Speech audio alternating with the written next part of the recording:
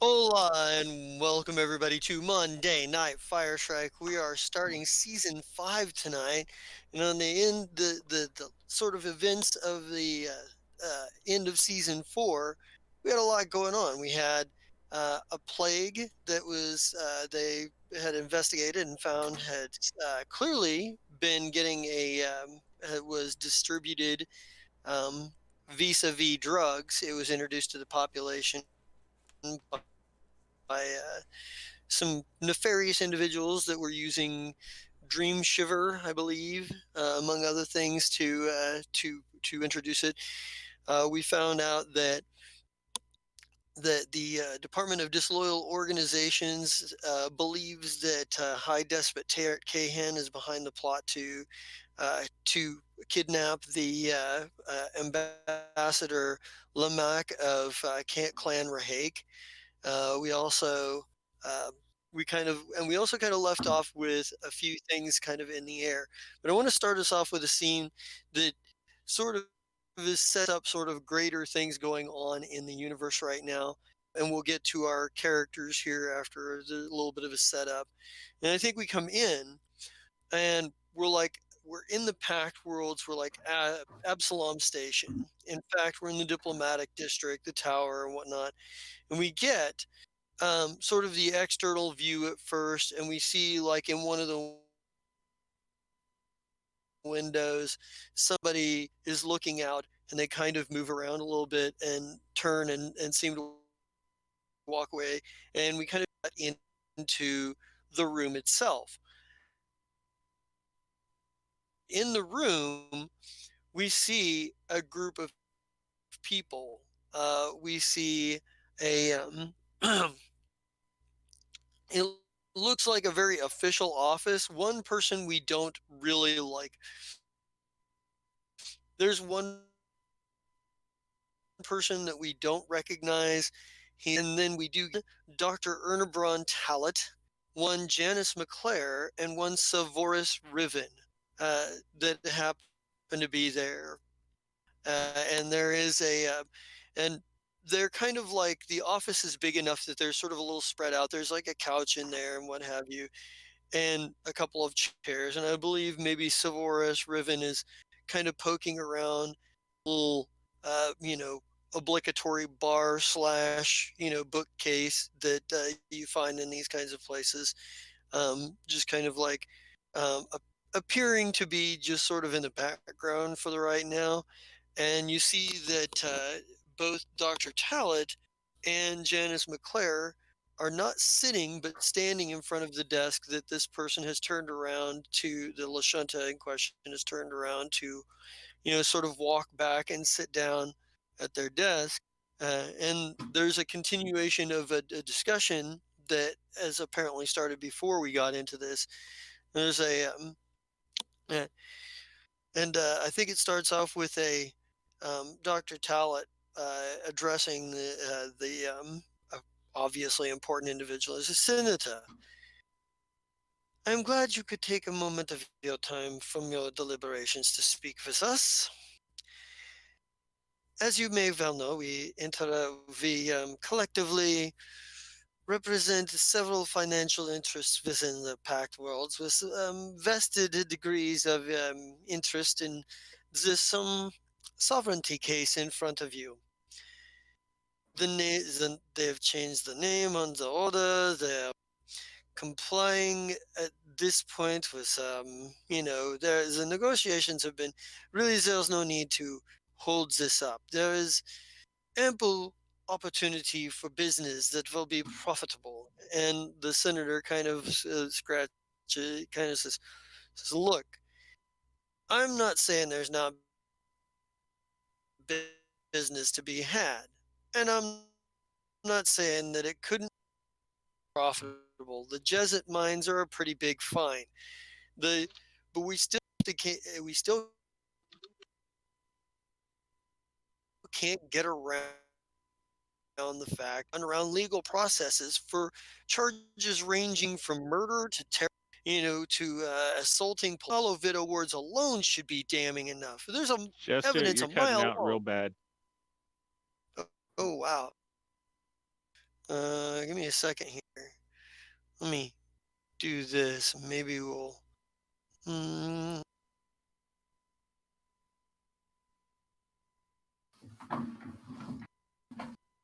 Meanwhile, on the other side of Cadillac Ranch, Ha. there Meanwhile, we on the go. other side, This precog in uh, a mech. is that better?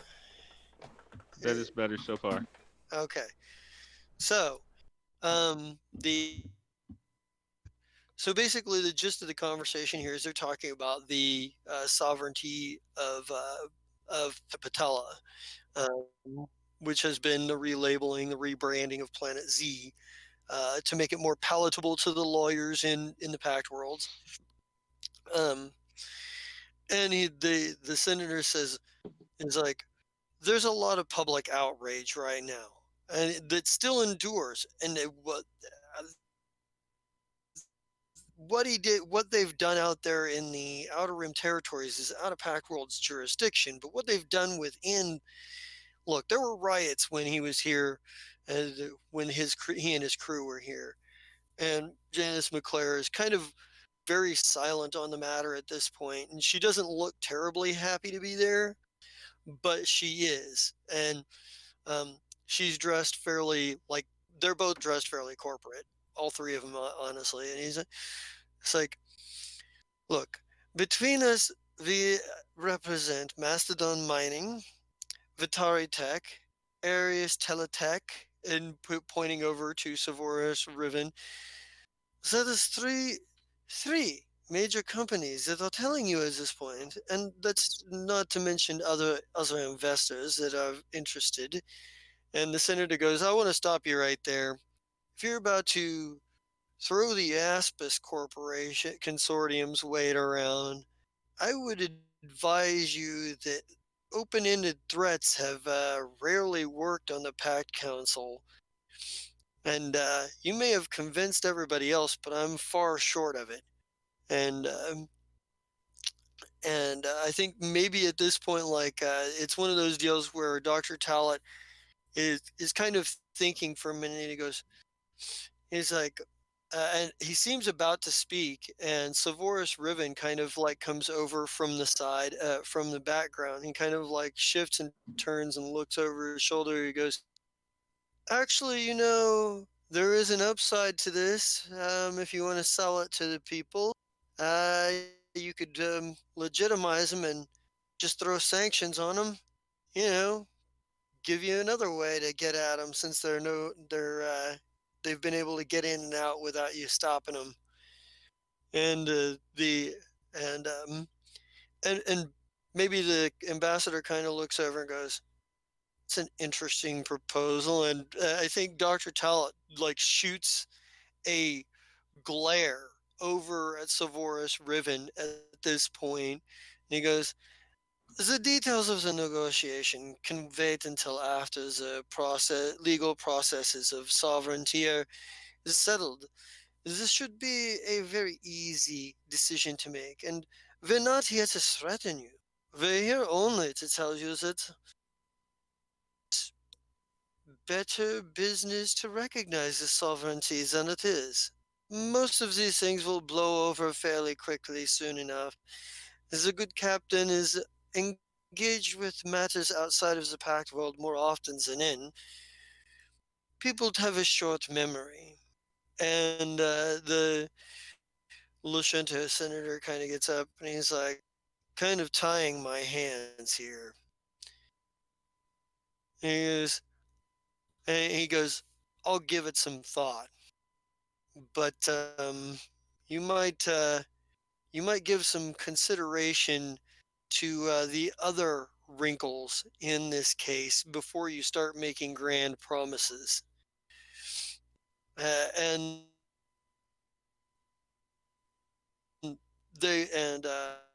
the Janice McClure kind of the first time speaker. You are a very busy man. It was a pleasure and an honor to see you. And there's the formal handshaking, and maybe we kind of like cut forward just a tiny bit to the hallway outside of, and Dr. Talent looks over at Savoris Riven, and he says, next time you would do well to remember you're only on probationary period, probationary status. You're not a full member of the advisory council yet." And he looks at McClare and says, "Keep your dog on a leash. He may do more damage than good." And Savoris just kind of turns and looks at him and just gives like this smile of a shark. Um, and we see just like a tiny flushing of something black swirling behind the corners of his eyes. Uh, and then we jump away from that and to we jump over to Commodore Volvetto. So when we last left, Tixpit was hurrying off, was rushing off, like, getting sort of like getting a reporter to leave. Like he is sort of like handling your security the way he's supposed to, like, Mm. being like you can't talk to him. But Draskid Storm Eater, the special investigator from the Department of Disloyal Organizations, directly was watching when he asked the question whether you had known terrorists on your ship. Um, and he's kind of he's kind of standing across. He's got like a contingent of a couple of like people who look like they're advisors, and or possibly well-dressed security agents next to him, and he sort of like he waits for Tixpit to sort of like get further along of hurrying the reporter away before approaching, and he approaches very boldly and very staunchly, and he walks out right up and he's like, "My name is," he says, "My name is Draskid Storm Eater," and he pulls out like a license. He pulls out like and a identification like badge of sorts. It's like the Department of Disloyal Organizations. It says, "Department of Disloyal Organizations, I have some questions for you, Commodore Volvetto." I think in this case, it should be esteemed High Lord Volvetto from someone in your position. He says he just sort of snorts at this, and he said, the reporter may have been annoying, but it's a valid question. Do you have a known terrorist named Qualu on your vessel?" Um, is And Qualu currently on the vessel? Remind me. Isn't he like on a yeah, mission? no, I thought you had him with you. I, You sent the other Patra out with I the thought Qualu went with best the other seven. Patra. No, he didn't. He stayed with you Damn it. guys.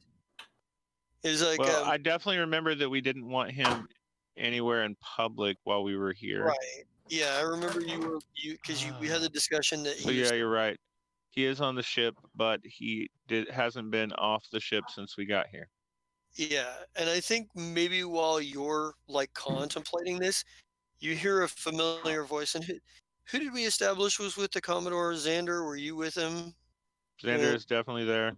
I think yeah, Face is there too. Yeah, I'm here. yeah. Oh, So did we that would come back mean after diplomatic titties? I Oh was shit! gonna I say. forgot about diplomatic titties. So that would Ah, necessarily mean that. So that would necessarily mean that if Vase is there, that would necessarily mean Ashira, Serold, probably Yes. Twinkle, and Nurks are all there as well. But you hear a Mm. familiar voice that is And Tix not Pit. one of them, and Tixpit. You hear a familiar voice that is not one of them, and some of you may recognize this fellow because you've met him before. But you hear the voice. I'm going to, as this man's legal advisor, I'm going to advise him not to answer that question. He kind of walks up, and you see Thobus Greenfellow, the halfling lawyer that has been working on your sovereignty case in the Pact Worlds. Um, and you also know him from way back because he sort of has been like the legal help for Dr. Talent. And Well, he I look says, at him and I'm like, I was actually just about to address Article 6 of the Vesk Pack, and I don't have to tell him anything with my current level of diplomacy. Yeah, He has a and he +1 to that and I roll. think oh yeah. Yay! As I'm like, Diplomatic titties. I mean, not diplomatic titties, but like Sarah walks Zai's up and beard like gets bigger. touches like your shoulder, but like in such way that no one sees, and is like, you will also see that he is referring to subparagraph 3. Nice. And I think Thobus kind of looks at it, kind of straightens his tie a little bit, and he goes, and furthermore, the question is a bit misleading in and of itself. You're asking him if he has a known terrorist on his vessel. By rights and definition, if that was not provided within the context of the information that Captain Volvetto received upon hiring the individual, it must be considered outside of his realm of knowledge and therefore unindictable. And and and, Uh, and, and Draskin just kind of looks down at the at Thobus, and he just glares at him. And Thobus kind of looks at him for a second, and maybe surprises some of you. Although I don't know how many of you might have seen this a little bit in him before. He kind of straightens himself a little bit. He goes, I know. You're thinking right now you could eat the little halfling, but all that would happen is that you'd still be breaking the law, and you'd probably have bad indigestion. I mean, my diet is terrible. I eat a lot of fast food. I'm always on the go. You just don't. It won't change the law. Furthermore, I And just realized I'm going to law school for this. I furthermore, just witnessed a glimpse of the rest of my life. Oh, God. the consumption of a foreign lawyer would definitely reflect badly upon the organization. What is it? What is their group called? The Department of Yes. Disloyal Organizations. It would certainly reflect poorly on the Department of Disloyal Organizations. Would you not agree? He just kind of looks at you. He kind of looks at you guys, at all of you, and he kind of looks at the halfling in particular. You get the feeling that maybe Thobus and him have run into each other once or twice before. He didn't seem to like him very much, and Thobus doesn't seem to be really giving a shit because he's doing that smarmy thing where he's just deflecting and acting like he doesn't realize how much the guy hates him. Just and he's just kind of being like, he's just like, yeah, okay, whatever. And the Draskid goes, fine then, let me read. And he pulls out a data pad and he goes, do you have an individual known as Qualu who appears in this video? And he pulls up like a video security camera footage, and it says, and you can tell when he pulls it up, it's Qualu, and it's a video of Qualu planting a bomb. You don't know when and where this came from, and yes, it's a young Qualu, I can tell. It's a younger, and this again, fucking Thobus speaks up and goes, I'm going to have to ask you to put that through legal evidence, procedures. I mean, that's going to have to be logged. It's going to have to be, look, if you're trying to indict my client on something, you're going to have to go through the processes, and we're going to have to go through. I'm going to tell you right now, I'm going to reject that video right now. That's grainy, and that could be any Patra out there. And in fact, I'd like to have an expert witness. I'd like to have an expert take a look at it to make sure that data is not manipulated. I fucking love this halfling. He is the best. Again, No, like I this said, halfling has always been rest the of best. my life. I am You're He taller than isn't that. always the best. I am No, he is slowly always the best. creeping. Vesa is slowly creeping closer to this man because we're going to be fucking friends. It's just, Although I object to the idea that the first thing he would think upon, listening to your statement be that, he would eat you. It's what I would do in his suit. I believe that he has every right to think that. Well, that's stereotyping. Everyone's a secret, you guys. That's yeah, I think Draskid is like, he's like, it kind of looks at you and he's like, Volvetto, are you going to speak as an honorable Kasathan as your people are known for honor, or are you going to let this little barrister play with words? and obfuscate the issue. Ooh, he wanted to say Leading- something way worse than barrister. Leaning over to Vesa. Oh my god. How many syllables was that? So fucking many. Do you believe? Do you believe that All right. this is because? Oh, never mind. So- Go ahead. No, go ahead. Shabba, you can do your thing. I'm just looking awesome behind you right now. Also, you And get Shabba, that I plus meant one still. you. What is it? Okay. Go Do you ahead, say, Cyril. Do you say this because you truly wish for honorable conduct, or are you incapable of dueling with words as you are with a blade? Wait, did He you just- just challenge him to the fight? Yeah. If He just if he thinks I'm not gonna cheat in a fight, Well, no, that part's not the thing. You just challenged a. no, you I just basically challenged just called him stupid. a Not vest. that. Okay. From my point of view, I was like, you just challenged a vest Oh, to God. combat. I guess Yeah, I'll step back and let this happen. No, Yeah, I he basically looked called at him you- stupid. He actually looks at you as if you have challenged him to combat, and I think Thobus probably intervenes here a little bit too, and he goes, let's take a moment to step back. Perhaps I should explain what I'm doing here. I'm spearheading the legal effort to get the planet Patella recognized as a sovereign world here from the Vescarium. I imagine that the powers that be probably wouldn't terribly appreciate a fight right here.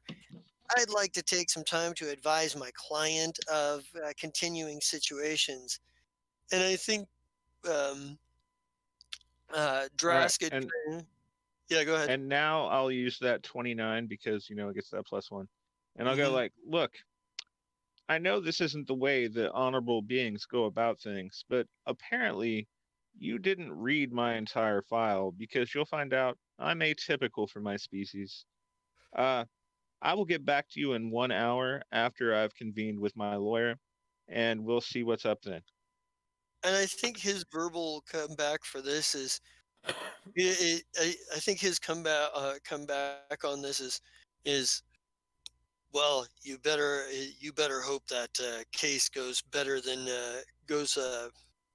Trying to think how he'd word this. He says, well, you're not the only one claiming sovereignty of that planet, so we'll see who actually is recognized first. And I think Wait, this who else is claiming sovereignty for the planet? Thobus kind of, yeah, you say this, and Thobus goes, Yeah, I turned to Phobos. I was like, someone else is trying to claim my planet? I was going to get with you on that in the briefings. That's why I wanted to talk to you.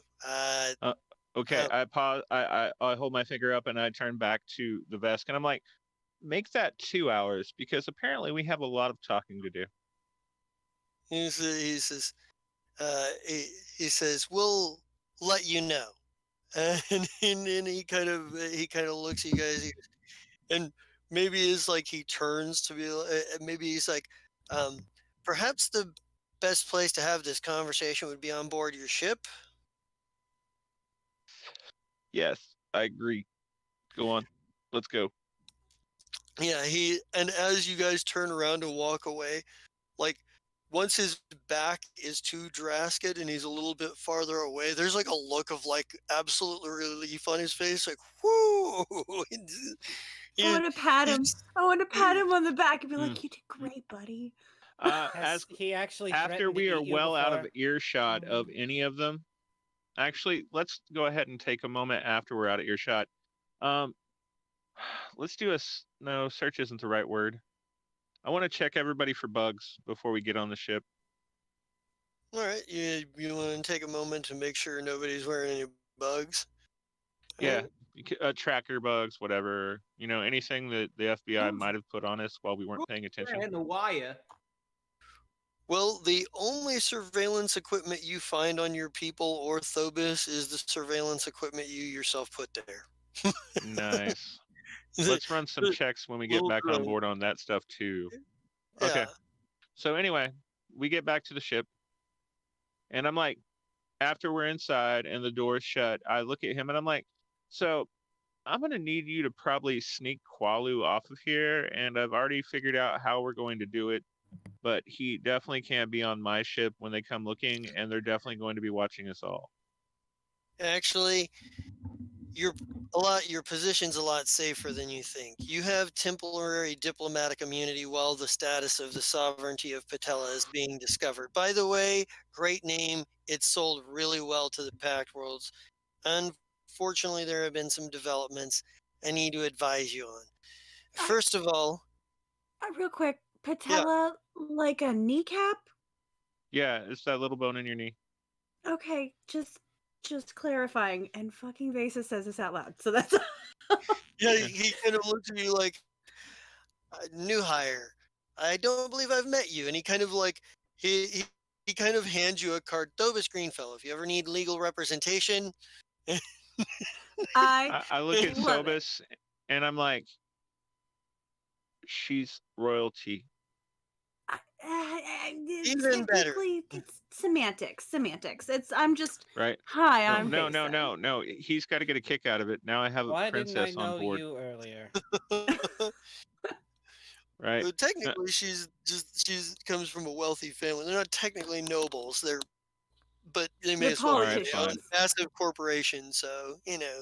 Close enough. Close enough. Heiress. That's all I'm I'm an saying. heiress. Yep, There you go. Yeah. exactly. She is an I'm an heiress. heiress to a very shady fucking situation. That's Yep. it. That Yep. is Why true. didn't I know you Actually, beforehand? Phobos is actually. Mm. You need to keep that card. Write that down. Phobos Greenfellow. Yeah. Okay. So Uh, just He- slip it in a He'll help you pocket. out after you retire. He's a Okay. and he kind of he says, so claimants. Might as well get this out of the way since Drask had mentioned it. The PV party. Apparently, they are a group of. They're the warlords you were looking for. A ship called the Menagerie Chorus hired a ship called the Menagerie. They tracked them down. Apparently, the bad news is they move around a lot and seem to have enough ability to create a fairly defensible enough base. They're in one of the polar caps right now, from what my understanding is. They have they all have pretty bad reputations too, but their criminal record isn't nearly as shall we say uh, flush as yours. So Distasteful. I just thought of something super funny that we should do. We should hire Jacares to take care of them. Is He this says, cross game PvP? they're not the only claimants. No, this technically isn't cross game PvP. This is just me No. trying to solve a problem that I just got told about Nope. on my planet. That's something that I would do. And Jacares can Mm. handle the situation. He could kick my ass in a fist fight. Jakara's did wipe out. They did wipe out pretty much all of like the a strike force of fighter ships by Right, itself. that is true. Not only that, but he just got another upgraded ship because now his Mhm. ship can tear through new ships because that's what I would do. Mhm. What would I Yeah. have to roll to know anything about the menagerie? I think they're fairly not terribly well known, but they do have a connection to Akaton, which we know that Twinkle does as well. So, go ahead and give me a culture roll on that. Can I I roll give two? him a +2? Ha, don't need it. Can I do a Okay. +2 to see if I Damn. recognize the name from another time or another Oh, nice. place?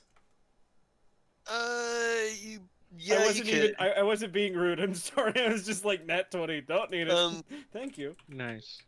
So, Yeah, that's a I'm gonna do 22. it too. Hang on. Sterold, there have been other menageries and other like in other timelines that you've been to in other dimensions.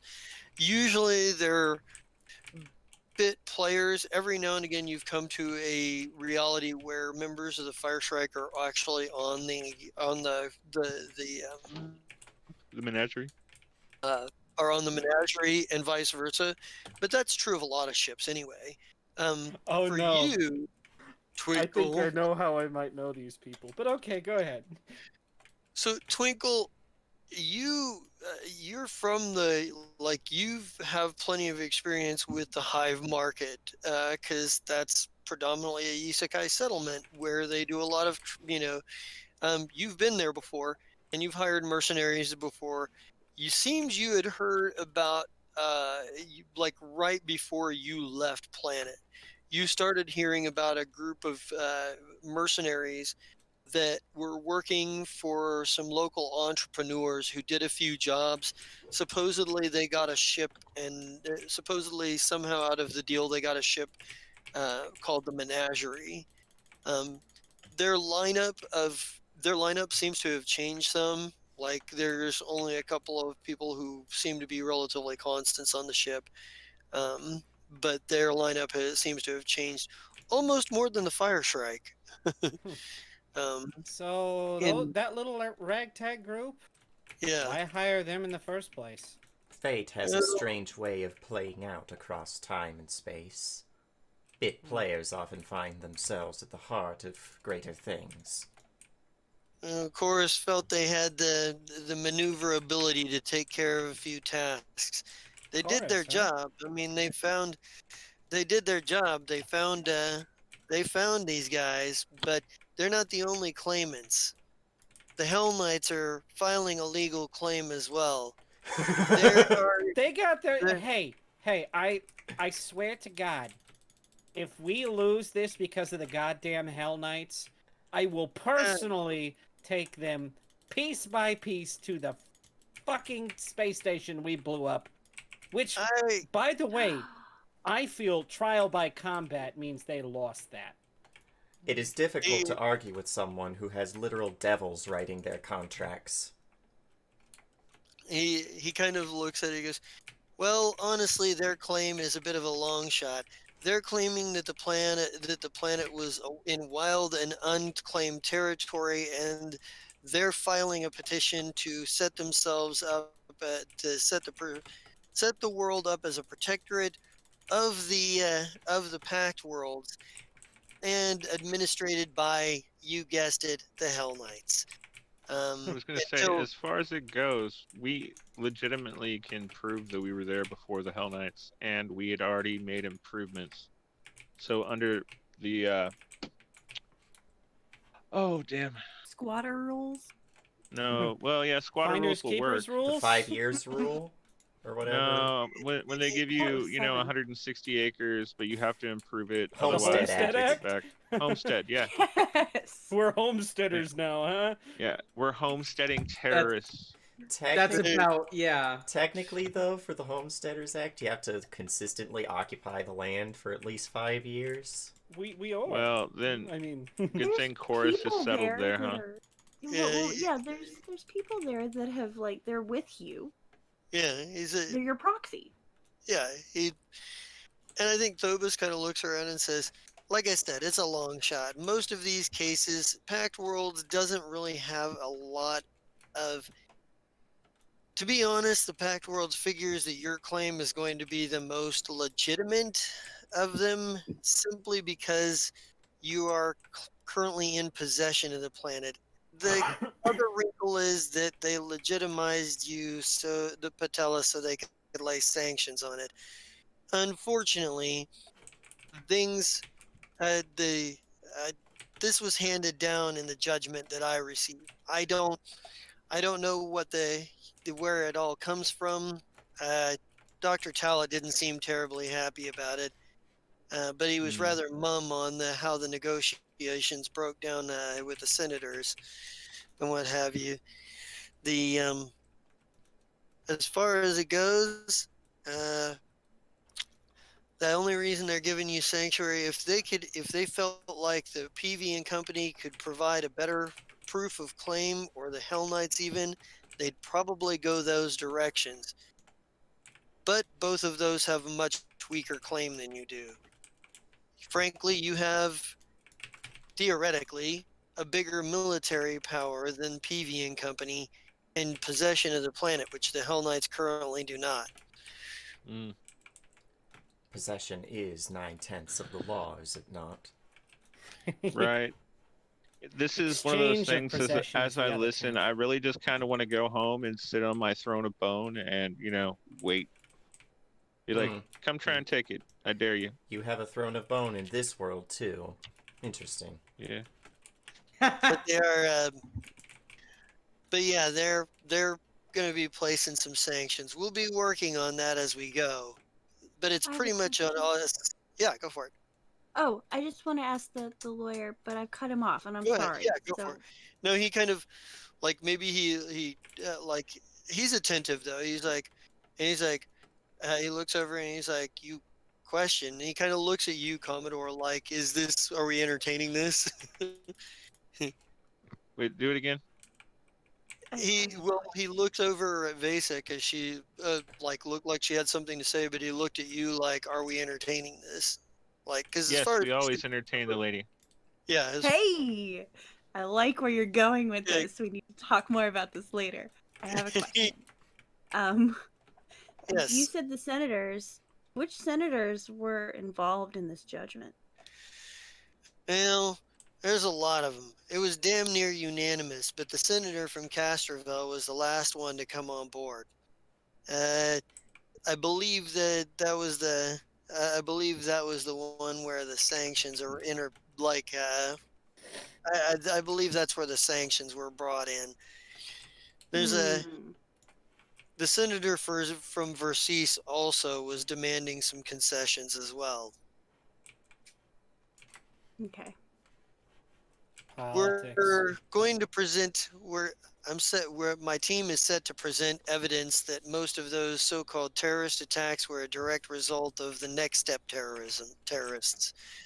Well, They were- we can get at least 4 of them taken off that way, but Slef was the major problem as far as terrorist acts go. Yeah, well, the point is, if we can at least manage the public reputation, the PR of this, cast doubt on the charges in the first place, it'll go a long way. Hmm. And most of these senators react the way the people are reacting. The people, you are tried in the court of media. If we can Right, alter but the opinion of I the media. also have my whole Robin Hood thing going on for me. There are kids that wear T-shirts. Not in the packed worlds, though. Well, that's then we what need to work on that. Well, it's in the process. Multi-pronged strategy with Right. We need the Keepers of the Secret to make a song about us. the I love those guys.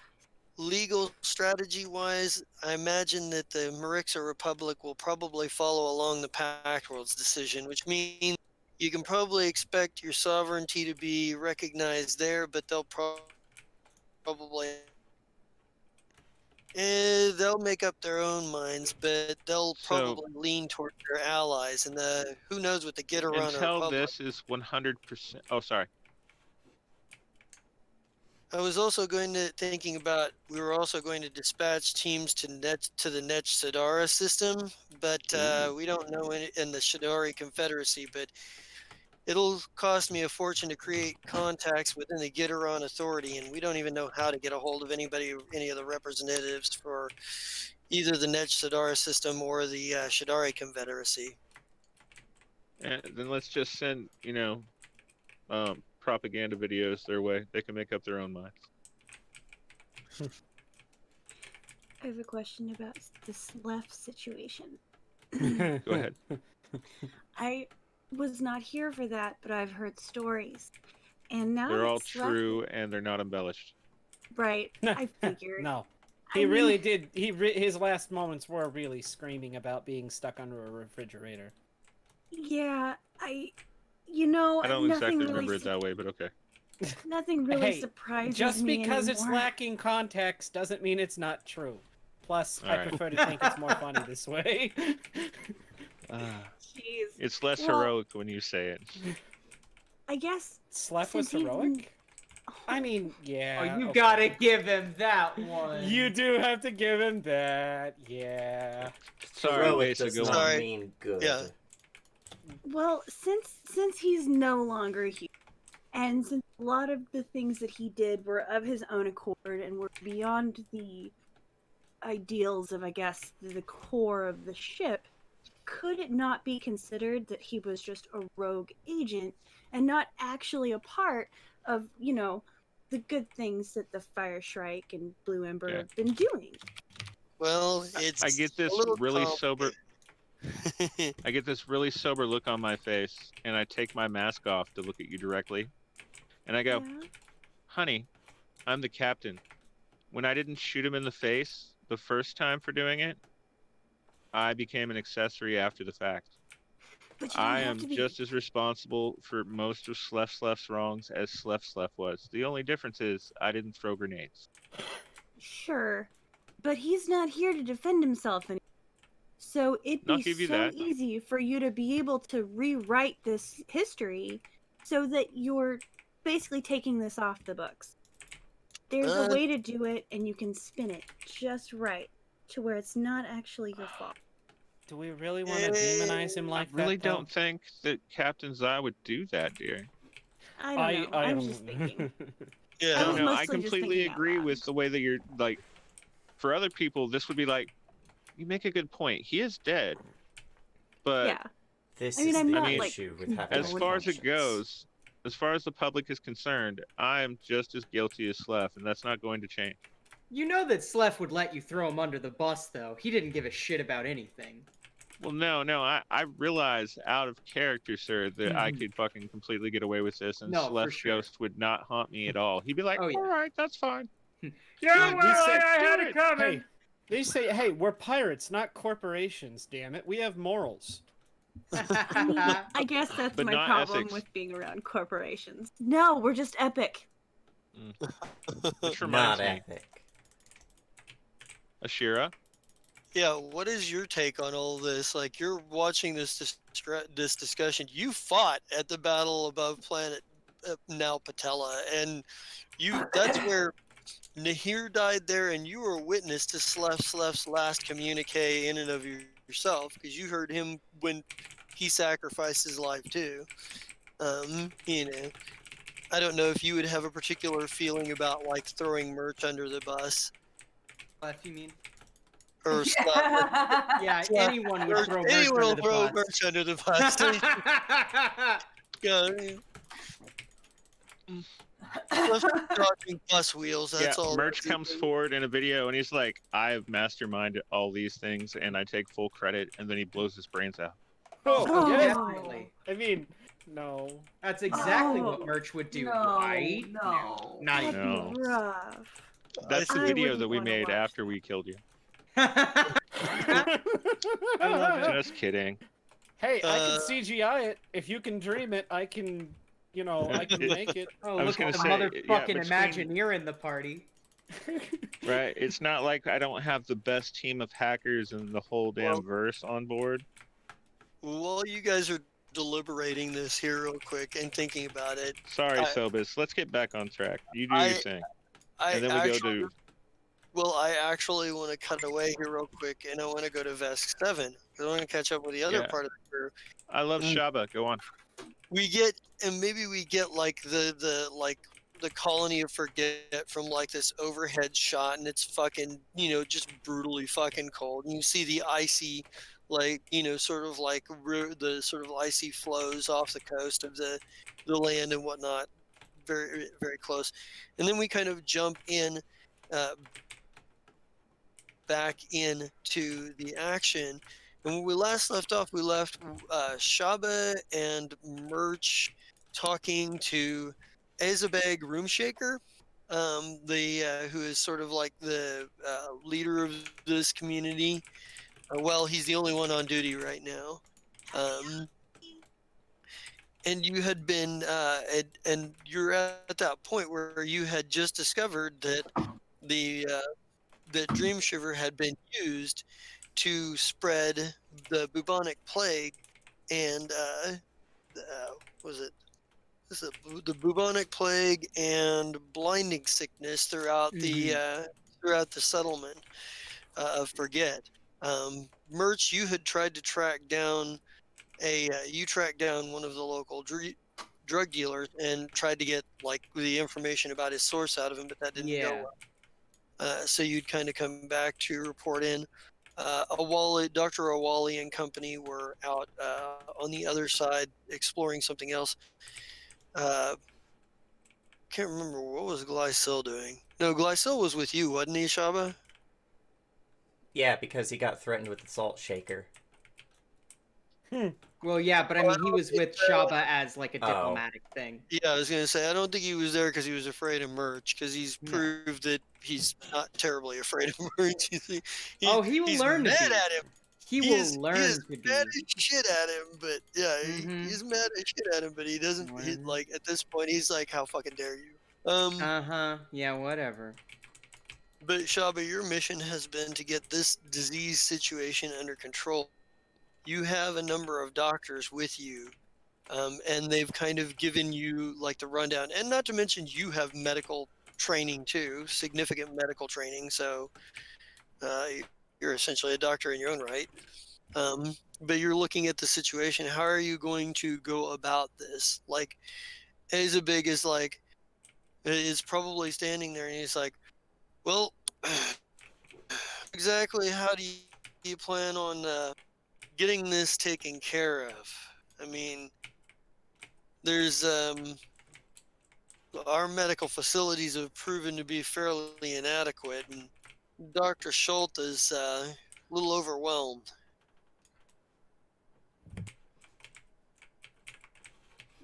I'll have my guys help your Dr. Schultz. And we can use the systems on Fire Shrike to help. I'm sure that'll make up for what we're lacking. And he goes, well, I kind of figured that's what you were here to do. I was talking more infrastructure, like how do you want this planned? Where do you want people to be going to? Are you going to be sending people to make house calls? How are we organizing? This is a massive undertaking. Well, I'm going to have to figure that out with my team first. As well, I'll see what I can get as far as community organizers on my end. You folks once you folks figure out a plan, I need I'd like to be briefed on it before we implement anything. Oh, no, that's no problem. You'll definitely get briefed. But there's also one other thing that we have to worry about. It's cutting the supply off. He goes, it's going to be a little bit more difficult. There is that could cause a bit of an extra wrinkle in the health crisis. With drugs comes addiction, and there's a lot of people who are addicted around here. They're going to require a little extra care. We're going to have to be prepared for that if we're going to go after. And how do we know who to even go after in the first place? Shaba looks at Merch. Merch is Merch currently with Shaba? Yeah, I thought Okay. you went back to talk Yeah, to yeah, Shaba. yeah. Merch would say, well, there are a couple options. We have the primary option of weaning them off of the addiction with more and more diluted substances. However, Grimshiver is fairly difficult in this respect, seeing how its effects are so erratic. I would recommend a synthetic substitute. If you give me enough time, I can organize enough for the substitute. As for the drug lords, give me one more crack at it. I'm sure that I am a known quantity now, and that might make them easy to try and lure me into an ambush. Glycel probably says, I can probably connect with Dr. Awali and set up a testing testing as it goes. Maybe get a we'll see what we can do on that. We'll try to get as much samples as we can and get a little bit of lab work done. Yeah. And I think Rec, for his part, looks at Shaba and is like, "Is there anywhere that you would like me to be, in particular?"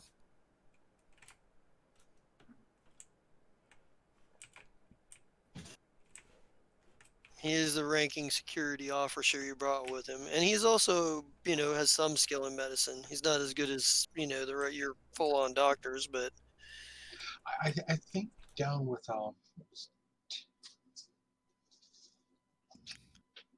what's his name? Going down to the doctor.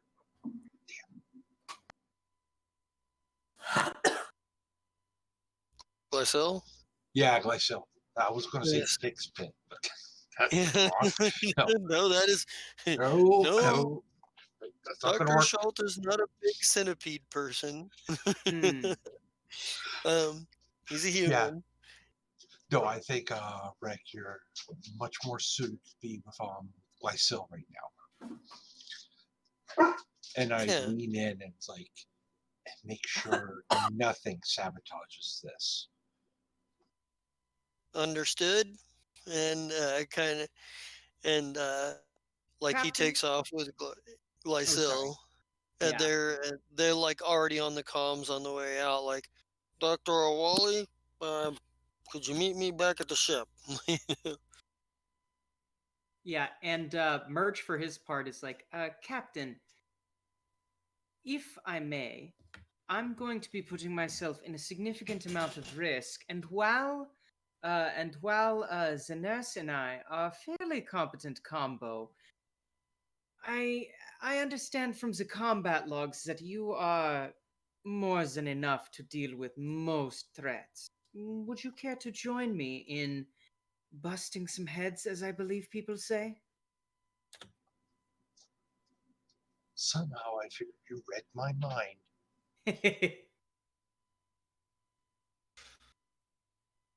Huh. So you're gonna try to track down this drug dealer again? Mm-hmm. I'm going to let Birch do that. Oh yeah, for And sure. before the trap gets sprung, I'm turning invisible so they don't even know I'm there. Exactly. Then you become not invisible, I become invisible, and Nurse just does nurse things. Honestly, I have greater invisibility, so I can do my stuff while still invisible. Hell Oh, yeah, hell that's yeah. the good spell. Nice. Okay, well, You and I think alike. Nice. So do you want me to make some rolls here?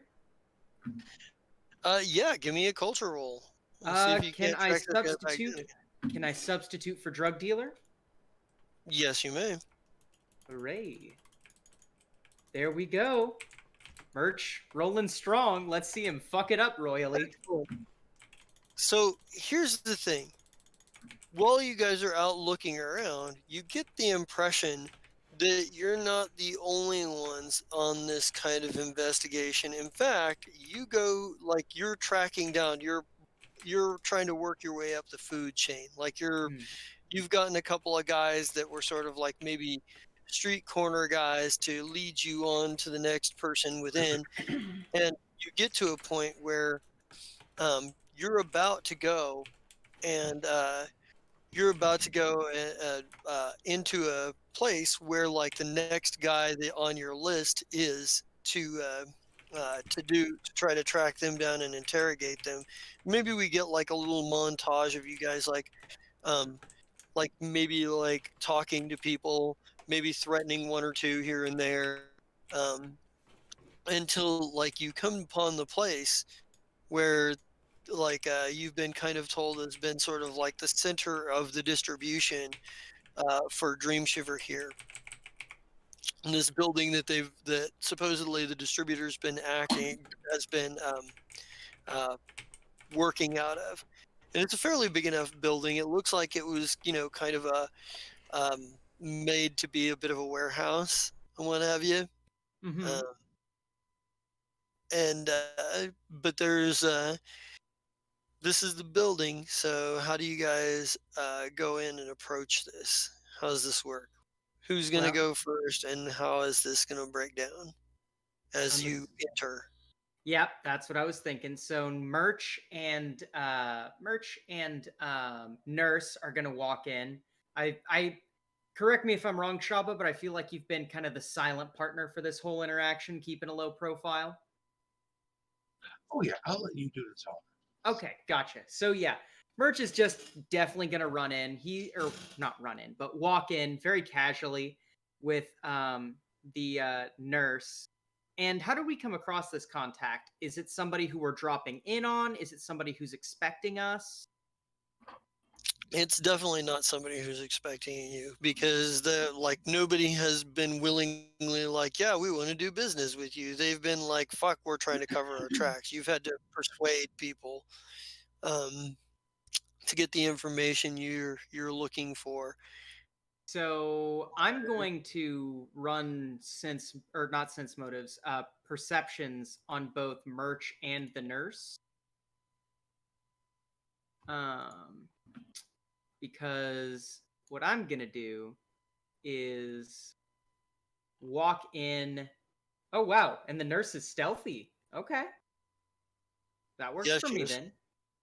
Okay, the nurse is fucking invisible. The only one who's not invisible is Merch. Merch is just casually walking in and gonna say, "Hello." Do I know the name of the person? You all you know is that uh, God damn it, what would he'd be called? His name, Alias. yeah, it would be an alias of some sort. AKA. Yeah, no, but not that alias. Yeah. It's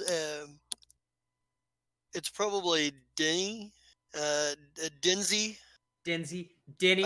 a No, Denzi, a Denzi. A Denzi, Denzi. Okay. Dinky. a Gotcha. Denzi, That was a fun. I got to Denzi. watch your whole thought process through that. You're like, Denny? No, Yeah, fuck, that's dumb. Denzi? Nah, I need something more. A Denzi. yeah, yeah, Yeah. exactly. He's gonna walk in very casually, as if he's just belongs there. Just be like, Okay, "Hello, I am and you have looking for a Mister," and then like looks on his hand as if he's written something there. A Denzi. yep. You look up, you look around, and it appears to be there's a few crates around. There's what possibly filled with drugs or other merchandise of sorts, but the there is a there is a second level that is up. There's a stairway leading to a second level. And looking up to the second level, you see somebody sitting in a chair with their back to you, but they don't respond. I am going to use the headband to telepathically communicate to Nurse Jerkdazal to get a better look at that, because that could easily be a booby trap or a dead body. I don't have any Yeah. confidence that that is going to play out in any good way. Well, she kind of is going up, like she basically sends you back understood, Mm, and I'm pretty sure you don't know where she's at to see what she's doing. sure. Um, but you do get but there is a moment where you get um, where the nurse sends to you, there is somebody here. Hello? Is Mr. Adinzi there, or Mrs., or somewhere in between, or not even at all close? My apologies. I'm making assumptions here. And there's a moment where there's I think Jerkasol probably sends back, our friend in the chair is no longer among the living. Could have told you that You one. may want Yeah. to come up. Yeah, you may want to come up here. All right, I'm hover packing up. When you when you come up to when you like rise up above the banister to see what's going on, you see that Nurse Jerkazal is being held at gunpoint by an android. And you, since you have had, I don't know, give me a wisdom check to see if you might figure out who this person is. This is more about, do you have your memory than anything else. Mm-hmm.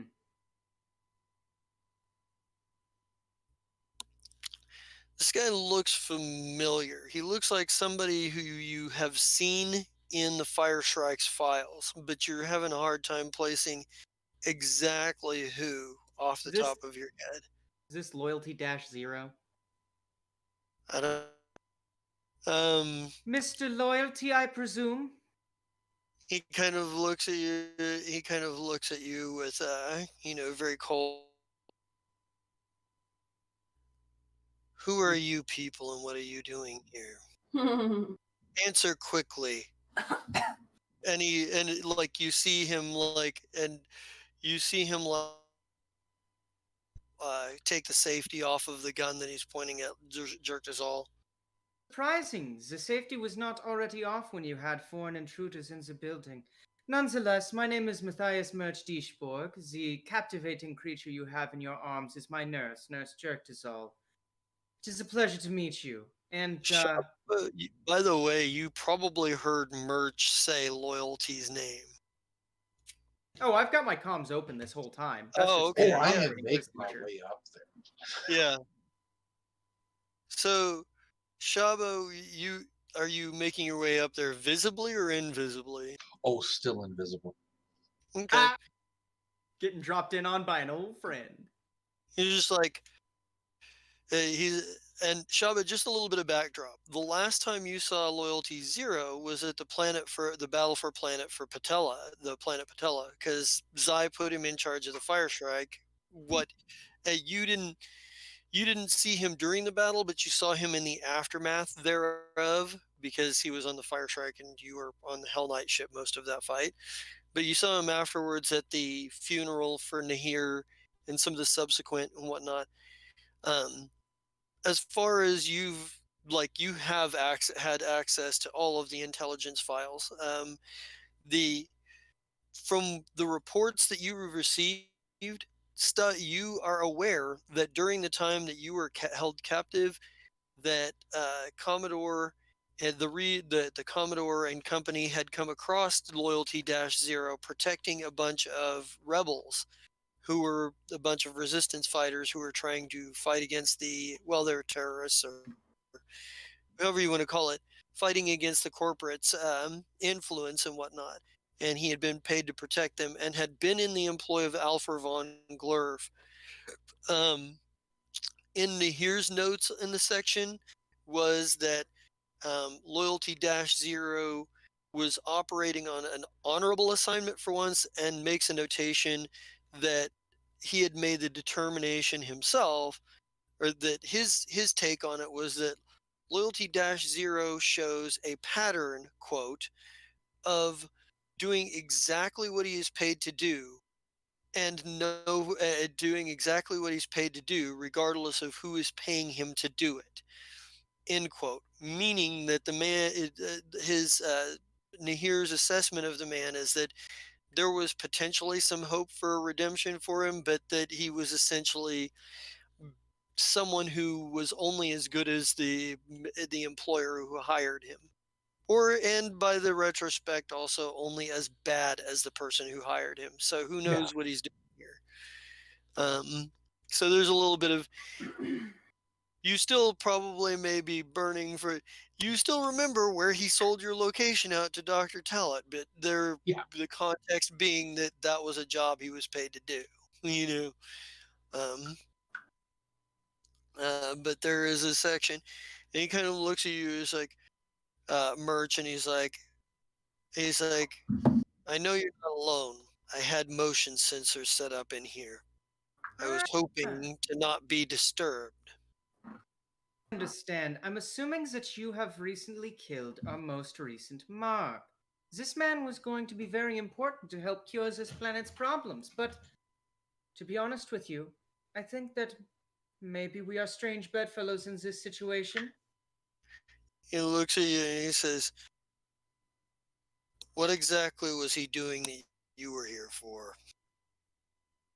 I don't know if I have authorization to say, but you know what? I like a cut of your jib, and I know that if you were paid to kill me or as a nurse, you would have done it already. So I might as well tell you.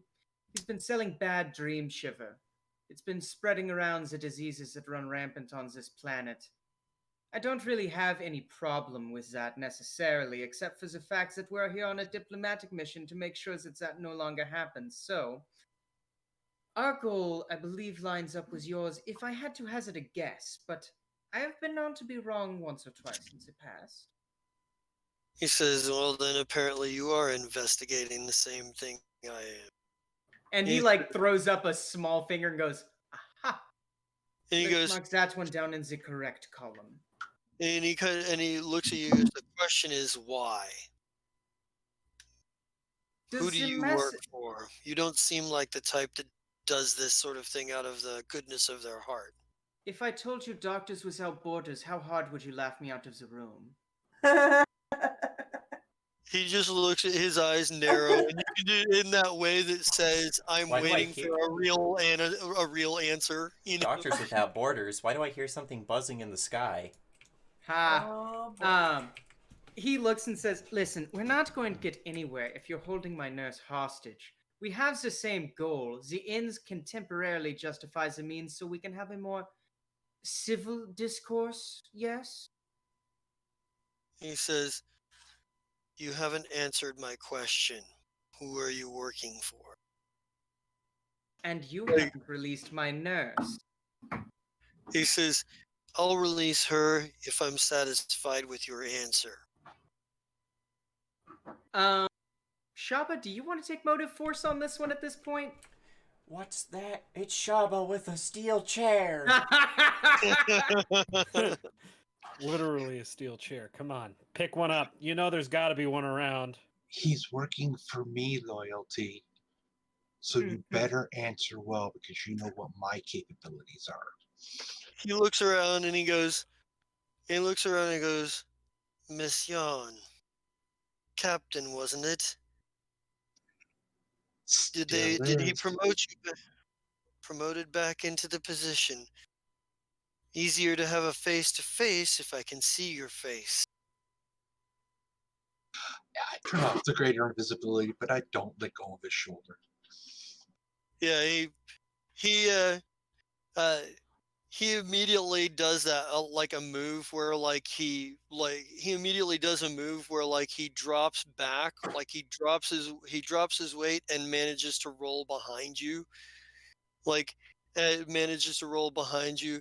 And he has and when he pops back up, he's got two pistols pointed at directly at you, Shaba.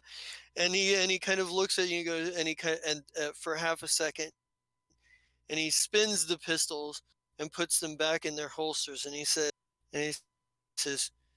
"I'll bear that in mind. You won't be getting the drop on me again." He's like, "What brings you here? What interest does the Fire Shrike have in this? And where is your Commodore?" Oh, the Commodore is off doing other business. He sent me to deal with this little problem.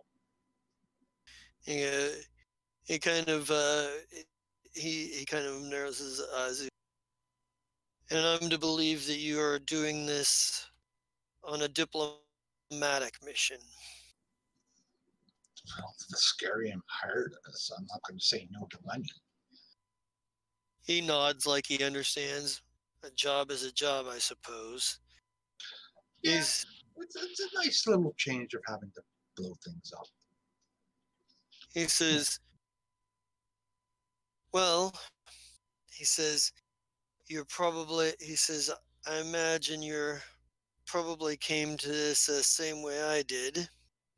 I was investigating the drugs myself. For it was a part of my own personal investigations.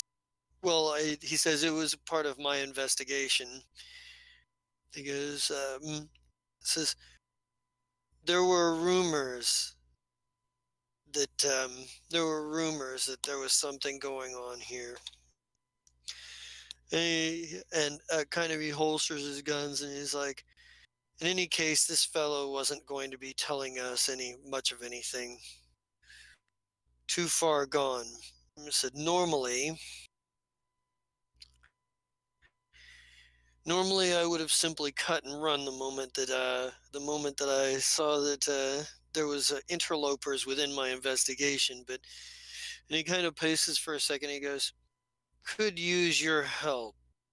And he kind of points to the fellow that maybe you guys finally look at this guy in the chair when he points to him, but he has a fairly sizable hole in his head, and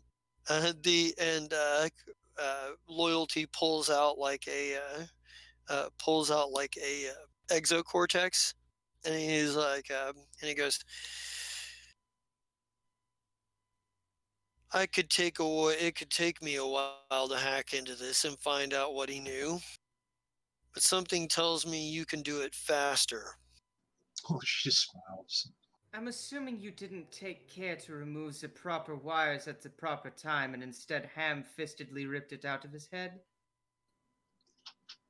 You know, He looks at you.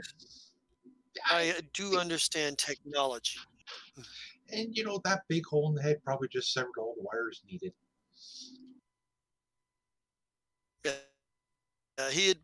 It's clear that he, cut this thing out of this guy's head. You see a rather large knife on his like bandolier that he probably used. And Okay, I look around for a computer terminal or something I could use. I Mark hand him this my empty. datapad. it's Or like hand her my datapad. there's no like decent computer terminals here that you're going to be able to do something like this.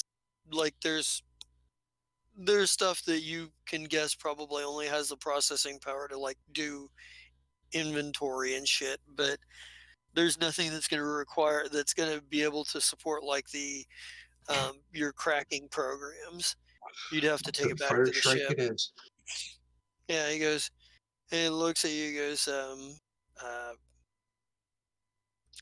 trying to think what else would you say right here, because there's other information he has. I'm trying to decipher what of it he would actually reveal at this point.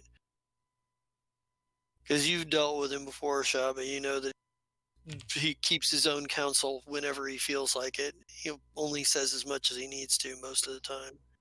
I just look at loyalty and go, is there anything else that you think we need to know? He goes, "You're concerned with curing the diseases, dealing with the dream shiver problem. I'm concerned with where this man was getting them from in the first place."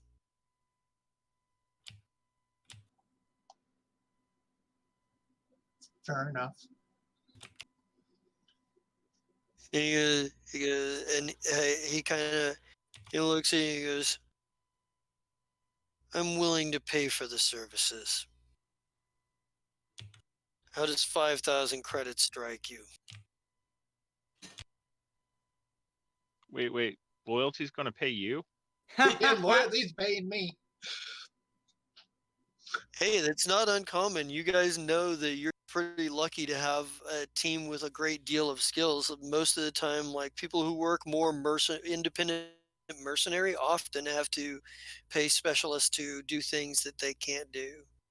Mm. Uh, he has a lot of skills and what have you, but he understands where like he's better off to, you know, where he's better off to hire somebody else for a job to take care of stuff. Like this is delegation. It's like, well, I've done the part that I can do, and now I'm just gonna need to hire somebody to do the part that I'm not as good at, It's and like the let them do their work. entire it's like the entire point of the Uncrackables. Yeah, Mm. kind of. Yeah. It's like, um, but yeah, he kind of he's like, lead the way. I'm sure that he says it's been a while since he says, by the way, which ship did you I got the fire strike. No Spitfire, huh? No, they decided to go down to 2 ships. Interesting decision. Yeah, And bring up a sore subject. yeah, he goes, Yeah, I had a little Spitfire, but that's okay. and I think he probably would just follow you, like gesture, like lead the way, and he would and he'll follow you. Uh, Ooh, Shaba, introduce him to Quevelin. yeah, because Quevelin. Did you send Quevelin with Glycillin Company, or did you bring him with? I say, I don't know as far as what they did with him, but he is definitely on the Fire Shrike. Yeah, he is. Well, he was Yeah. traveling around with Shaba, but up until they went to go looking. I'm just trying to establish whether. Well, no, I was Sure just that a making sure. gray would go over great in a buddy cop drug hunting moment. Oh, no kidding. Actually, you know what? Go Quite for it. sure Sorry. he's probably back at the ship by now. I was gonna say it would make sense that he'd be wanting to be a part of like the stuff that he knows better, like um, yeah, sure. So, and you tend to forget that Loyalty Dash Zero is one of the few people who has met Squishy. Hmm. So that's not gonna freak him out at all. It might have freaked everybody else out though that you talked to. Yeah, you managed to make your way back to the ship to where you can kind of put some work in on this thing. I hook it up to the main computer bank on the bridge. All right, give me a computer check. See how quickly you can get this done.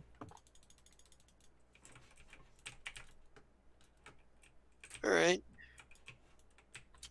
It takes you a little bit of time to crack, but this this guy there he was here because he was trying to flush someone out.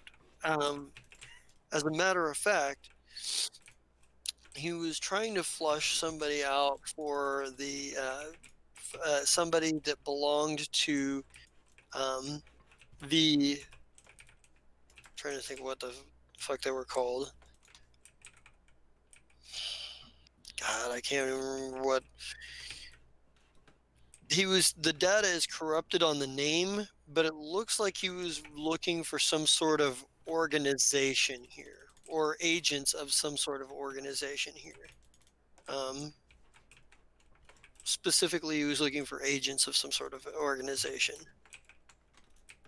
Shield?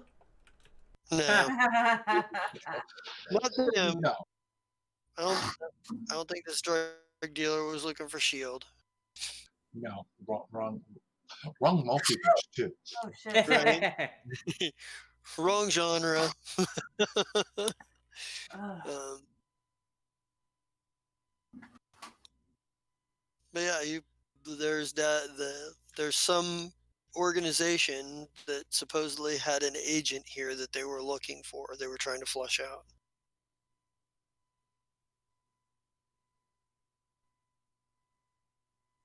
Is that basically all I get out of this cortex, or is there still stuff buried?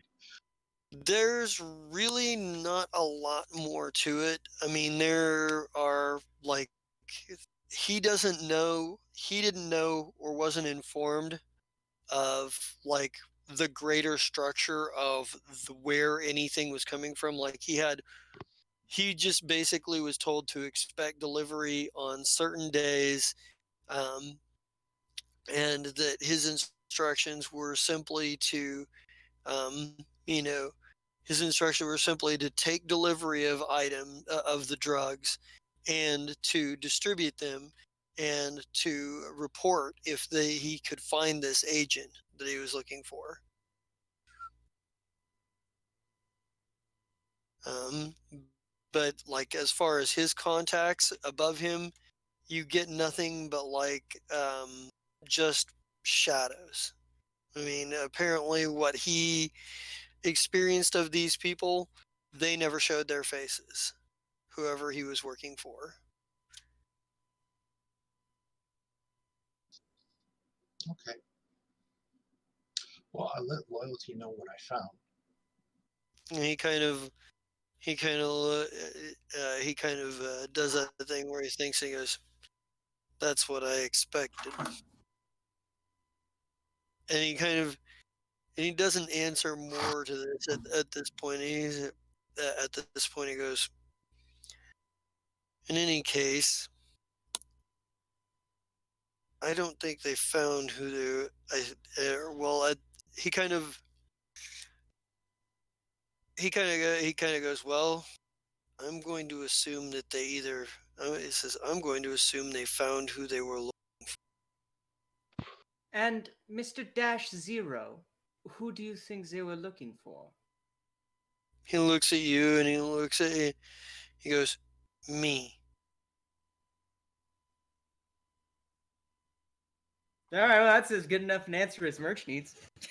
Yeah, and Yeah, Shava gives him a bit of an inquisitive look.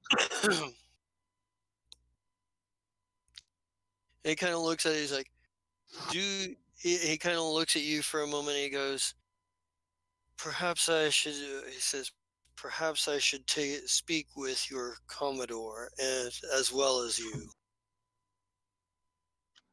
I can try to get him on comms. That would be the best. He's over near Vesk 3. He kind of he kind of does that thing where it's like he nods and he says, understood. And he kind of he says, uh, you have my comms. I'll be in forget proper, seeing if I trying to tie up any loose ends. I'll let you know when I have him on comms. Yeah. And I think I want to drop back over to the Blue Ember real quick here. Essentially, Thobus has sort of dropped on you that like the way he thinks things are going to fall legally and what the legal strategy is like on pursuing sovereignty. Like he figures that Aslanti Empire is going to be a no-go. He doesn't even want to try to send people there because they're fucking horrible racists and they pretty much eat whatever ships come near them. He thinks that the Veskarium is likely to recognize sovereignty, but he doesn't know if they'll necessarily carry the sort of like sanctions that the Pact Worlds is putting on you. The Marixa Republic, he expects, will probably do exactly what the Pact Worlds does because they consider themselves to be. They sort of like measure themselves against the Pact Worlds, even though that's not a great. Even though they're sort of out of their depth there. The Gitaron Authority is a wild card. You don't have any criminal record with them, and you haven't conflicted with any of their interests. So, Thobus would explain that they have kind of a police state kind of government. The Shadari Confederacy is sort of a big mystery, and the Nech Sadara system has only recently sort of appeared on the galactic stage as a bigger player in the events. Not many people know much about it or the businesses that it comes out of. It's rumored. He tells you, it's rumored that it's a completely a Dro system, like nothing but Dro elves. Very traditional Dro elves. But some of that could be speculation and hearsay. Well, I'm not too worried about gaining new ones, especially from some crazies. And we don't like races, so yeah. Maybe some Eoxians. That'd be fun. Get Eox to fucking recognize us. Well, they're part of the Pact World, so if the Pact Worlds recognize you, it follows automatic. True. Is there anybody else we can call in to try and help with this? Well, for right now, I've got a legal team just about everywhere. I'm spearheading the efforts here, but after I'm done here, I'll be going to the Marixa Republic. From there, I can probably start setting up back channels into the Gitaron Authority if you're at least for sovereignty. Put out some feelers. Cost a bit, but well, hell, you know who bankrolls us, so. Right. Not exactly a fan, but if it helps keep me out of jail for a while, then it'll be okay, I guess. Yeah, and he kind of, and he's like, and I think maybe like rest of this is just like sort of minor legal details that like he'll confer with you in private later, like things that like probably things that like would be just technicalities that nobody with profession that would appeal to you because you have ranks in profession lawyer, but there would probably be over the head of everybody else because it's all talking about legal precedent and statutes and that sort of thing. Bureaucracy. Um, Yes. the bureaucratic end of things. Xander, I have a moment for you here, real quick though. Um, Yeah, Xander. I think as you are sort of like maybe like at some point where you're kind of walking through the ember, uh, you come across Melanie like in the hallway, and she's kind of like sitting there with her knees drawn up and seems to be crying. The little human girl that kind of sort of lives here. I'll go sit down next to her. What's up? What's wrong? So I don't know. So I just feel like something bad's gonna happen. Yeah, but well, if we could stop the big bad thing, then it won't. But I'm not really sure what you're leading towards. I mean, I have knowledge of things that we need to fix. Yeah, and she's like, Melanie is more than human. yeah, and she kind of does that thing where she's like, she doesn't say much of anything more, like because it's not something that she can fully explain. But I think maybe like um, just the fact that you've shown like some compassion or whatever, maybe like she leans into you a little bit, um, you know, and just kind of quietly sits there and sort of a little bit of muffled crying. She's not um, full out hysterical. It's that that more just like depression sort of thing that seems to be going on. And she has like a um, but yeah, like maybe she's that's kind of the thing that's going on. Like she doesn't seem to be able to express exactly what's wrong. But um, yeah, and this I'll is kind of just, that thing. Yeah, I'll This yeah. is just kind something of the sit captain would there. definitely want to know about later, though. Mm-mm. Well, at the point now with the current thing, just sit there and be like a big brother type thing. That makes Mhm, sense. mhm. And Right, just right. let her do her thing until she starts to feel better. Just kind of hang out with her and let her cry and hang out with her until she feels better. All I right. was going to say, Big Brother This is saying why let her cry for 2 minutes and give her a wet willy. Well, I think right this on. is why Xander's my boyfriend. But yeah, you're like you have this nice little moment here with Melanie, and and I think she kind of like will hang with you for a while, and maybe we kind of do that fade out thing, where it's like it's unspoken that this will probably go on for a little while, and is probably um, not as narratively dramatic when you both decide to get up and walk away from the point in the hall, because that usually is a lot less dramatic than you see on the TV. Um, but I want to catch real quick with I think Nurx probably would like before leaving. The briefing with Thobus and Commodore would probably say something to Commodore like in defense of Slef, because Nurx of people has particular views on things, and she is never afraid to express them, Nope, especially not at not to all. the captain. And she kind of looks up at the captain, and she's walking by, and she goes, "Well, no, I don't give a shit what he did. His last moments prove that Well, I don't care if he would have. I don't care if he'd have been okay with smearing his name. I think we owe him better. It's like Nurx is is showing this sort of like serious level of respect, but it's that moment where you're like, yeah, but your understanding of Nurx being what it is that um, she and Slef didn't always get along, but there was some professional level of respect there because they were both considered to be the best at their jobs. um, for all of their bickering and arguing.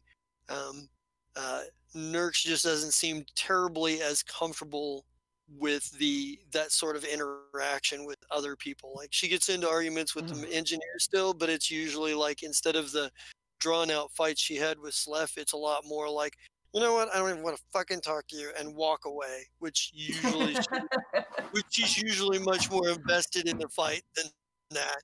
You know, I um, feel at so least she was, special. yeah. Slef, you were loved. Even though you were evil, you were loved. Yeah. Well, and Yeah. for Nurx, well, and Slef Yeah. did save Nurx's life once. So, Or twice. A couple times.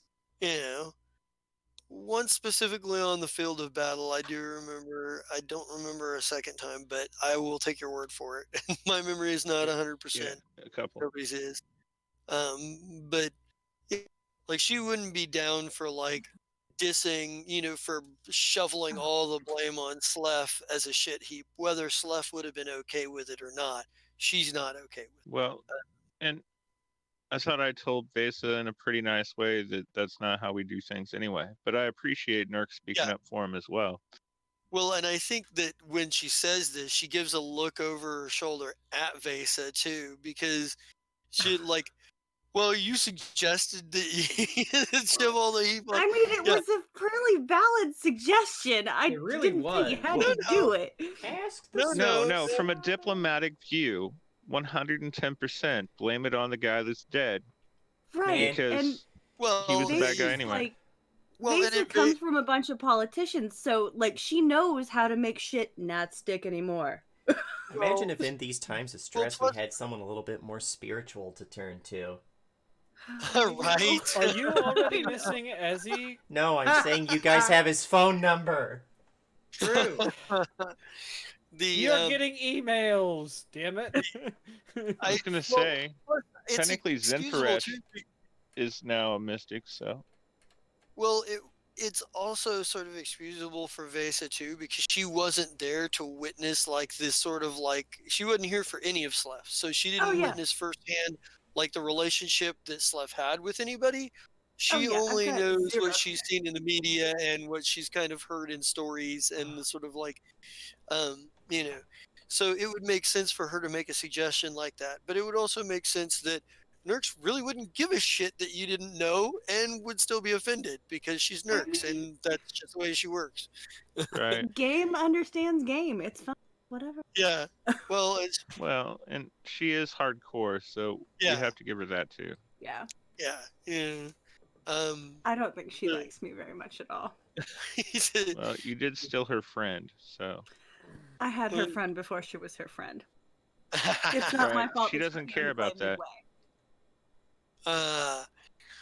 I think more to the point, and this is probably something you've picked up on, is that she doesn't think you're going to be able to handle yourself when the shit's flying, and she's, like she hasn't seen you in combat, and that's like a big measure for her. Like, as far as she knows, you're a spoiled rich girl.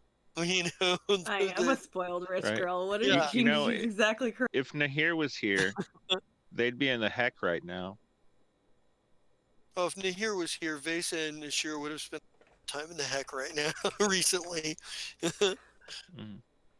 Because that's just how Nahir was. He was a taskmaster when it came to like, you didn't do well in combat last time. You need to learn to do better.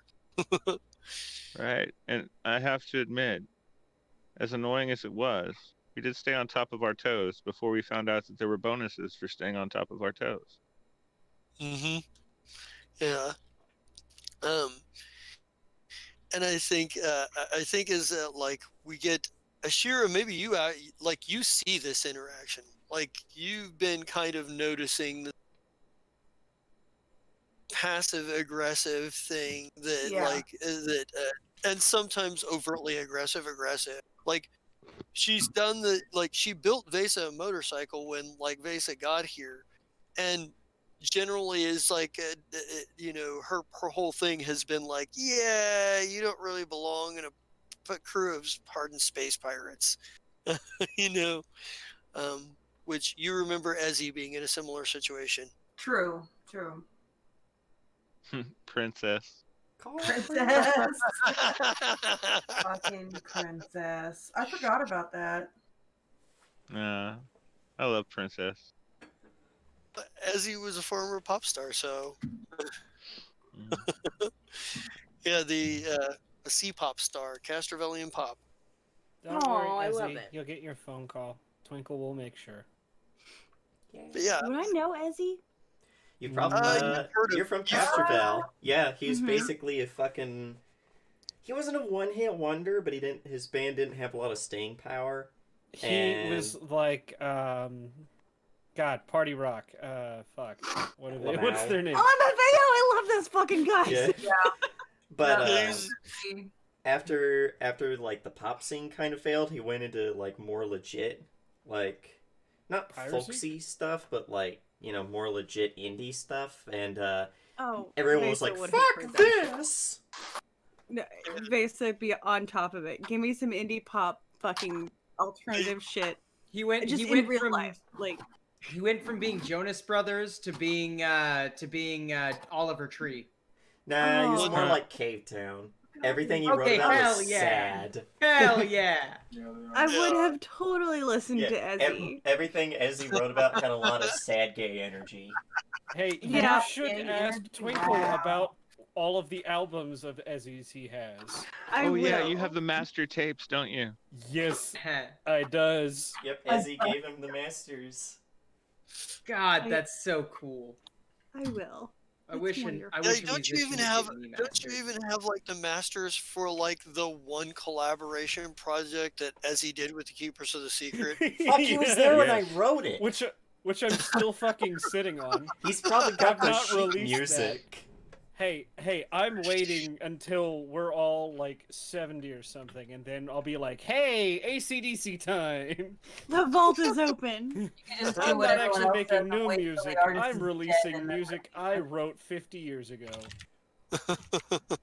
Like legit, I think Twinkle was part of the party by that time. He was probably there when I wrote the music because then Ezzy got hammered because he didn't like working with the Keepers of the Secret.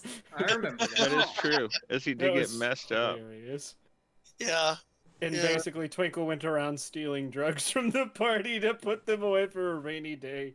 He still has Basically, those, by the way. Ezzy's got super drunk and started ranting about like they don't know what real music is. They're a bunch of manufactured bullshit. You know, I Yeah. feel I like would've Keepers of the loved you. Secret would be the opposite of manufactured. But they they're different would kind suck. of manufactured. No, Like, no. I Like feel- Godsmack. Well, I've Oh, often God, said if they're I've, Godsmack, then they suck. no.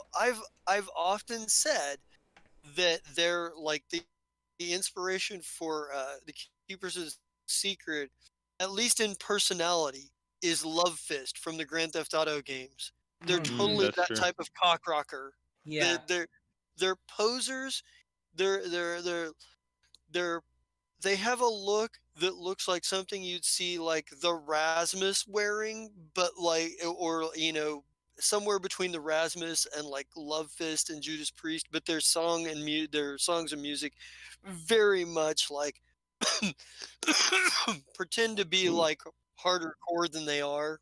Like Mm-mm. most of you are like, do Like they Ghost really even PC. worship Nyarlathotep, or is it an image thing?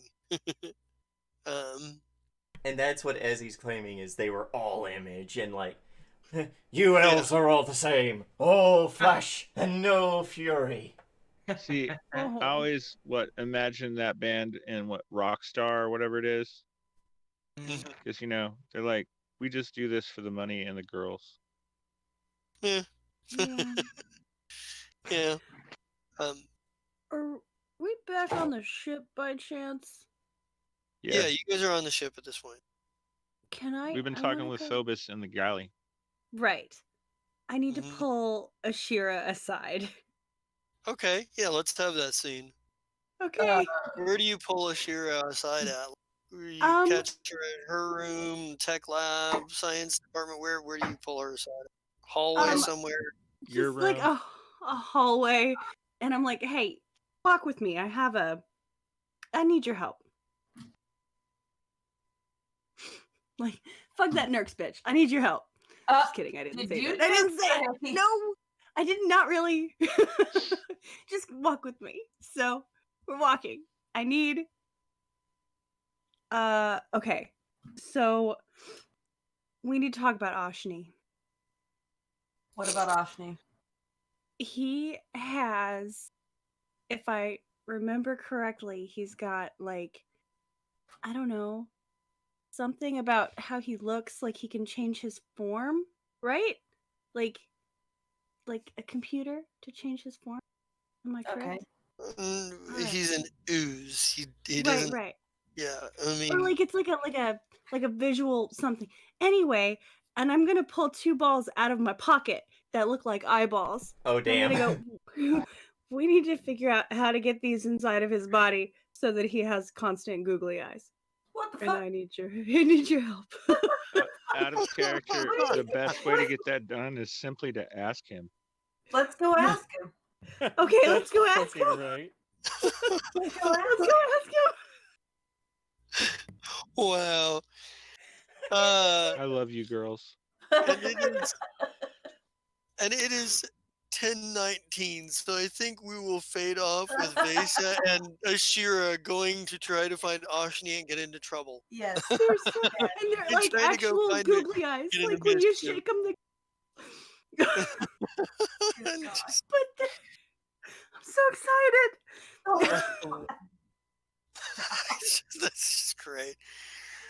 All right, well, oh shit. let me. I think perhaps we should go ahead and start on sign offs. And I need to grab a pencil because you guys need to send me your Player's Choice Awards. So I am going to set it up with Xander. Why don't you go first and somebody pick it up. If I'm not back by the time he gets done, somebody else pick it up after him. I will be right back. I got to get a pencil. Okay. So, whatever. Pick a name.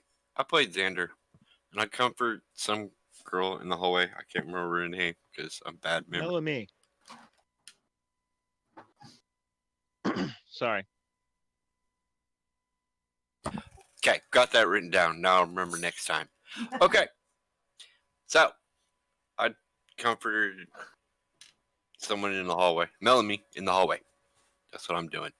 But I'm still waiting for the chance to figure out a big sifter problem, but we'll get around to it eventually.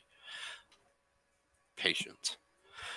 Okay, what else am I in? Tomorrow is Tuesday, and Tuesday is Don't Seattle for Less. And I play Sir, who's a Decker dude. And I don't remember what we were doing at all, but we were doing stuff. We were trying to set a senator up for murder. Oh yeah, for killing a hooker. We want to set him up to kill a hooker. That's. I mean, What? accurate. Hell yeah. Yeah. So I'm in that one, and we're trying to figure out how to do that. And then was it Saturday night? We do the apocalypse things, the bitter ends. I play Castiel, who's an angel, and he's supposed to heal people. Then we're making our way to the mountains in this water world. That's all I remember.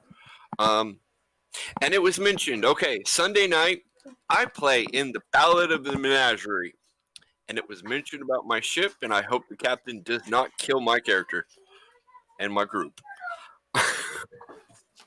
Because because that would be bad. But I play chess on that on Sunday night on Ballad of Menagerie, and I kind of like that group a little bit when we get back together and do stuff. And I think that's everything. That's all I can remember. What about Saturday? He mentioned Oh, Saturday. I missed it. He, Sorry.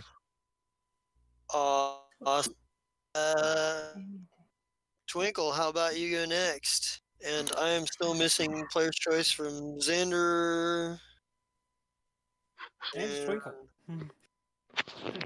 Twinkle. Yep.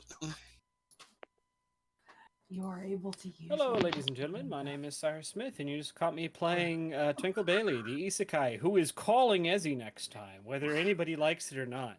He could drop us right into combat, and Twinkle will just be sitting there, kind of like the one old lady from Atlantis, the Lost Empire. Uh-huh. Mm-hmm. Yep. Hold on one second. Pink, pink, pink. You were saying that will happen.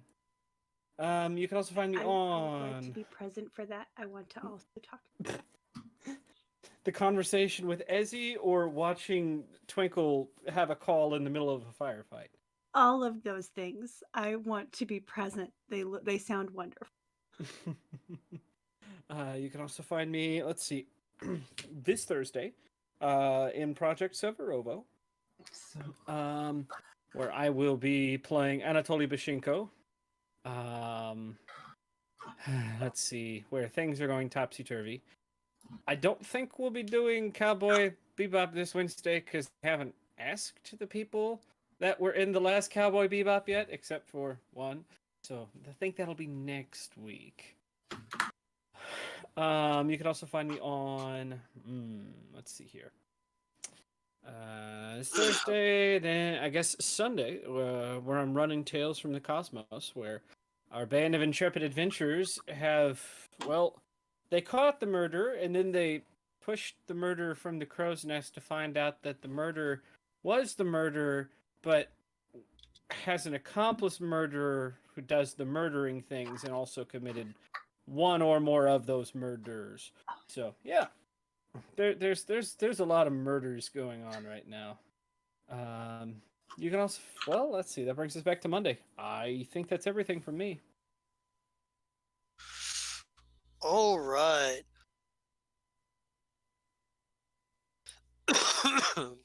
I'm still missing Shira's vote. Yeah, I was distracted by that link. You were distracted by that link. All It's right. in general. Okay. Okay, hold on. Okay, there you go.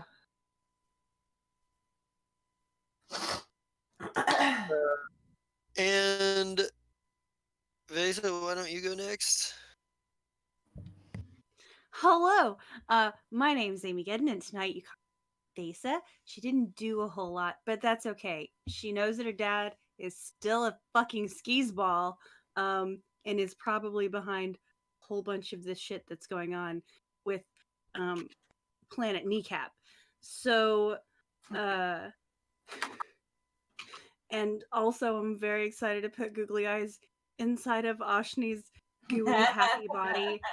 I have been wanting to do this since last week, and I'm sad that we're just now getting around to it because this is it's gonna make me so happy. He's gonna like do his little oozy happy wonderful thing, and he's just gonna have random googly eyes every. Excited, so great. Like I can see it in my mind's eye, and I'm very very happy. So let's see that this is Monday, and then Wednesday is maybe Cowboy Bebop, because I fucking love it. Like it's so fucking good, you guys. I fucking love that game. Anyway, we'll see. And then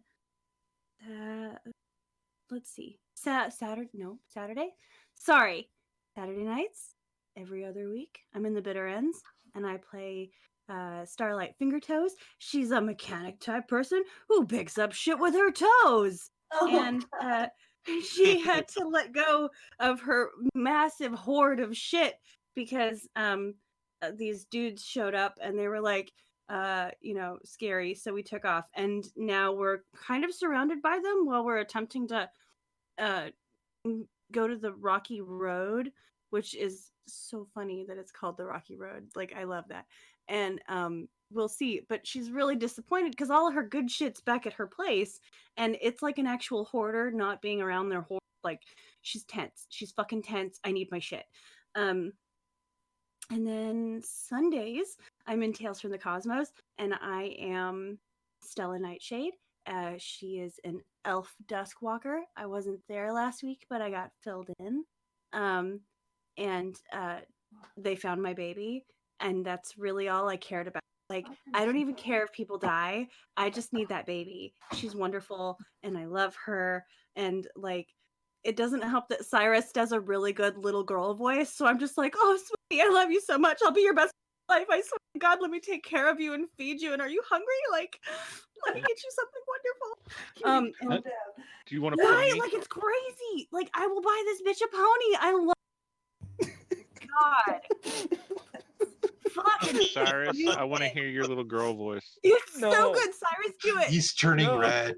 He's He's doing turning so red. good. No, that's just the camera, I swear. No. What's your text? It's the sweetest little girl voice I've ever heard. If you guys want to hear it, you have to tune in Sunday.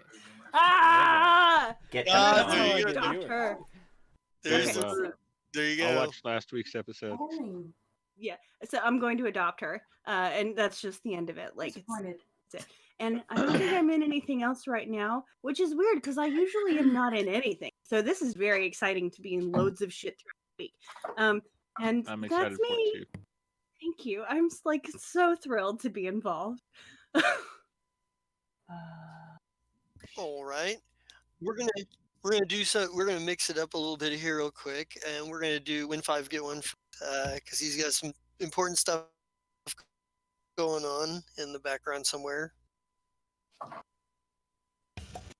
Hello, everybody. My name is Mike, also known as Win 5 Get 1 Free, and you have just got me playing Matthias Merch Dieschborg, the hateable little radish man who is bad and nasty, and everyone doesn't like him, and it's great. I love playing him. You can also catch me on Thursdays, where I am running the game that talks to you, Project Severovo. Where just kind of everything is going fine and according to plan, and nobody has had anything unexpected happen to them in the slightest. And you also can catch me on various Saturdays for various Just as Grab Bags and Black Box Theaters, depending on my schedule. Catch me on SoundCloud at soundcloud.com/thathoon, THATHOON, and I think that is going to do it for me. Have a good evening, everybody. Okay. Awesome. Let's go over to Ashira. Kodak. That's not how this works. That's not how this works. No, that's right. It's not. Let's go to Brian. You're right. You're right. It's not. Here I am. The merch going. Win five get one free going a little early. Just threw me all off. Then we'll You go to did Brian. yourself. I did too. Yeah. You did. Anyway, I'm Brian. I play Shaba Young, the captain of the Fire Shrike, and ran into an old friend. Should be interesting with loyalty around again. But hey, he's paying me, so I'm getting more pay for doing this than I think anybody else will be. So I'm happy. Long live Captain Shaba. Zai doesn't know won't hurt me. Like Zai would be mad in the first place. That's true. Let's see what else. Tuesdays. Don't Seattle for anything less. I play Sakura, a very cybered up biotech elf samurai.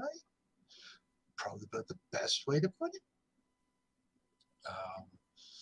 Yeah, we're supposed to go frame a guy for killing a hooker.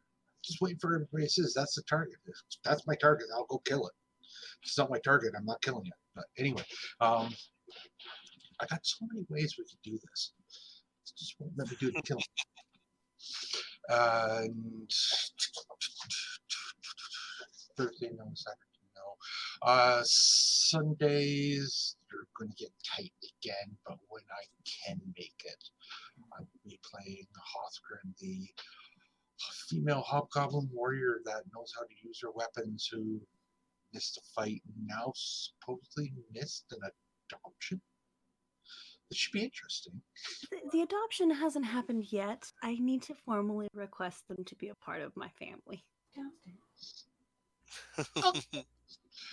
Anyway, yeah, that brings us back to Monday. So that's it. Alrighty. James, if you would. Is this how it goes? Yes, it is. Okay. Hi ho, Fangolos. My name is James, otherwise known as Nightheart. You caught me here today playing Serald Silverchild, who might as well be called S because he's pretty much L, except hopefully does not get murdered by a book. But we shall wait and see. Maybe he'll get murdered by a book if I want to play a precog in a suit of mech armor, because bullshit. That's my best Saturday song.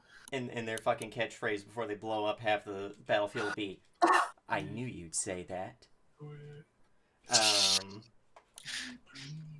You can also catch me here on Thursdays in Project Severova, where I play Olzeg Malganovich, the KGB lieutenant, who's just kind of doesn't get all this metaphysics bullshit getting talked about. I mean, he's here to shoot people and recruit people, and now we've got theoretical physicists talking about the glitches in the Matrix. This campaign's kind of gone off the rails, but in interesting ways. Not in, oh god, the players killed the villain kind of ways.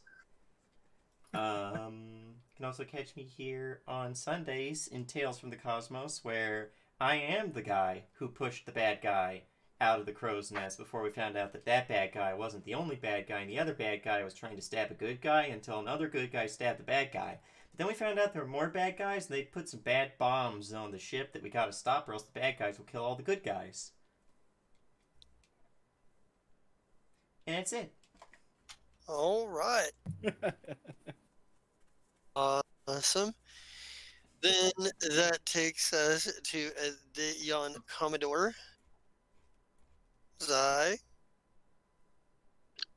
Hi, I play Captain Zai on Monday nights here. That means I'm a 6'4" Kasathan, which means I also kind of look like Goro. Let's see. This is a lot of fun. This is season 5.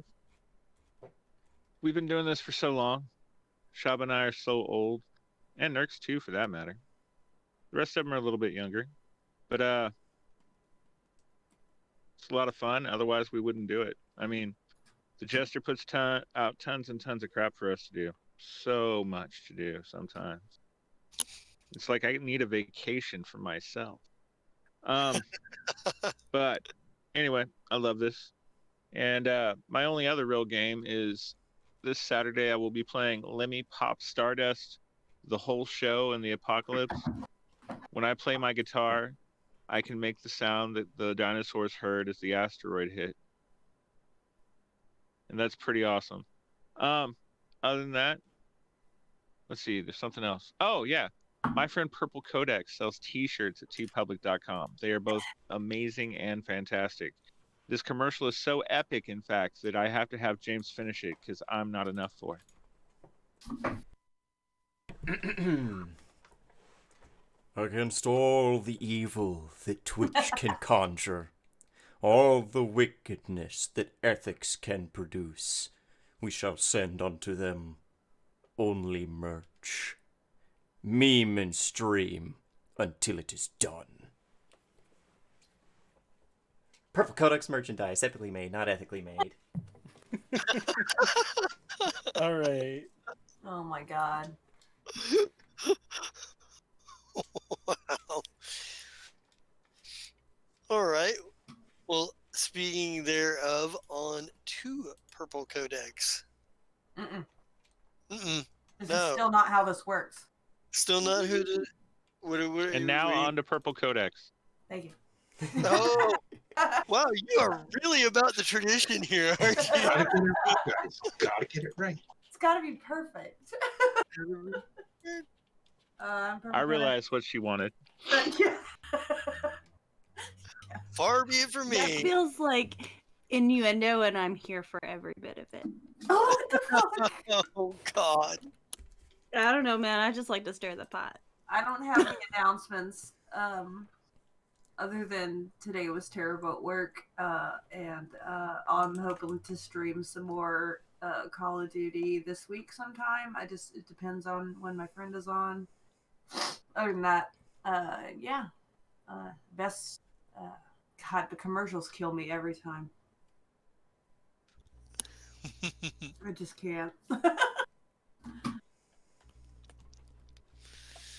Anyway, it's me. Alrighty.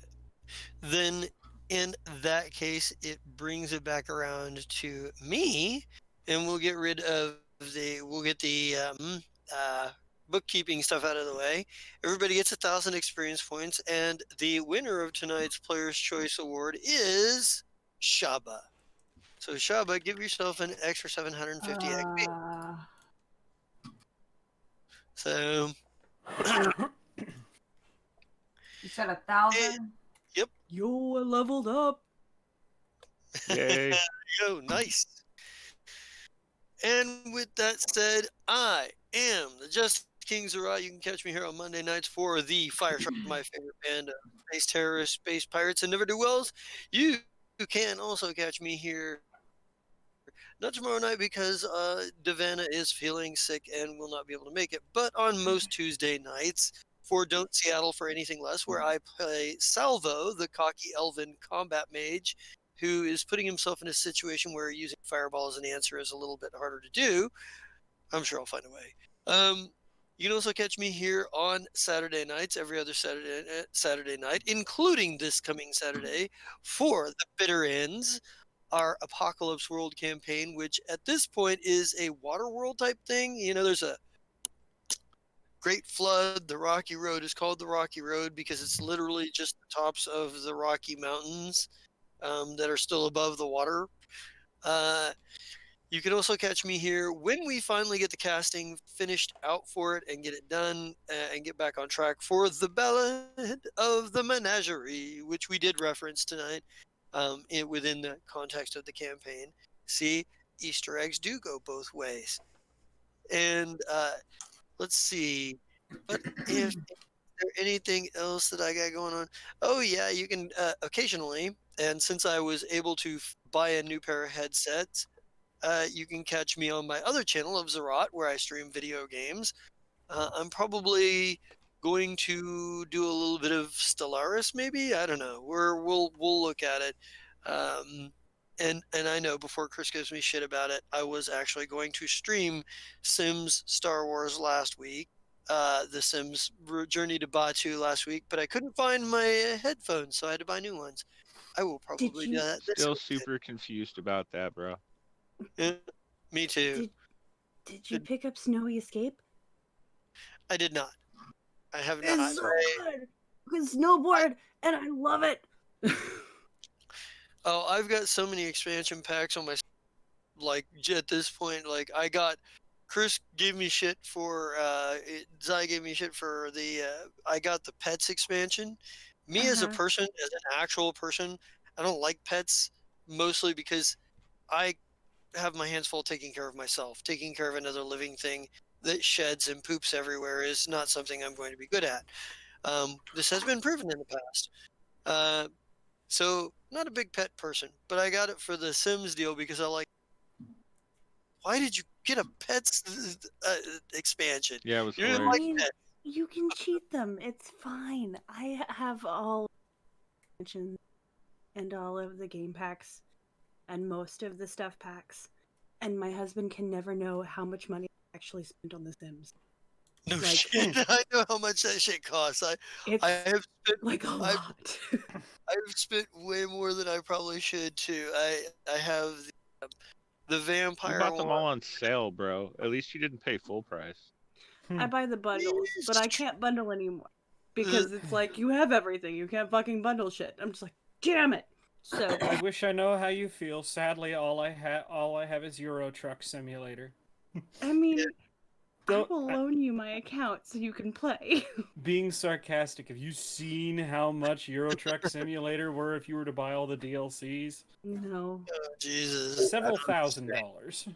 Oh, good. So it's not like $600. I believe I'm talking about the right game, right? Yeah, it is Euro Truck, and it's close to like $3 or $4 grand.